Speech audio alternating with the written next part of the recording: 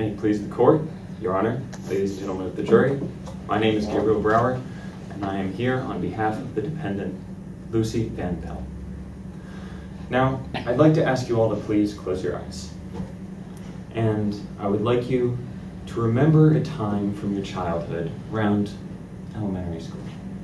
Remember what it felt like to be a kid. Remember that carefree filter on the world that you had. You were free of debts, obligations, contracts, and deadlines. You never had to worry about any of that. Well, shockingly, the case being brought before you here today is a lawsuit being levied against an 8-year-old girl. My client, Lucy VanPelt, is being sued for emotional and psychological damages as well as a breach of contract by Mr. Charlie Brown. I'm just going to let that sink in. So how did this happen? Well, the plaintiff and the defendant were out playing on a field. Ms. VanPelt offered to hold a ball for Charlie Brown so that he could run up and kick it, do some place kicks. So, when Mr. Brown ran up to kick the ball, Lucy VanPelt happened to move it. He kicked his foot high into the air and landed on his back.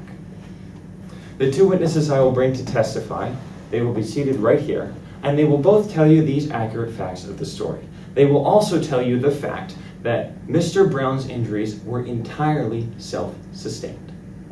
Ms. VanPelt played no direct part in his injury. The plaintiff, Mr. Brown, is also suing for a breach of contract. Now, just to make this easy, the elements of our contract are as follows. There is an offer made. Ms. VanPelt offered to hold the football for Charlie Brown while he kicked it.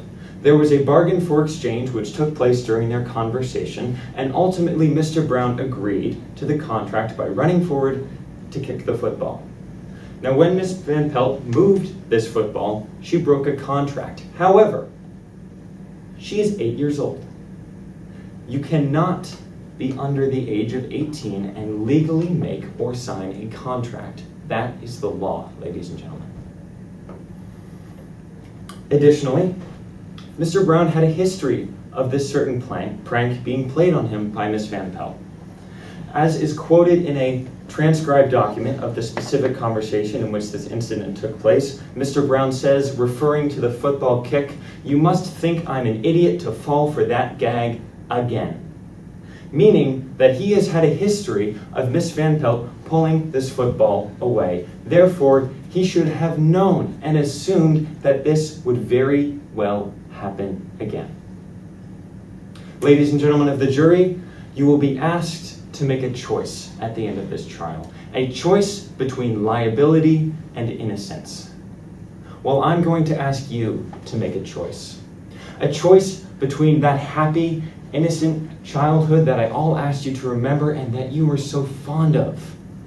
Or a choice in a world where an 8-year-old girl can be prosecuted under the law for playing a joke.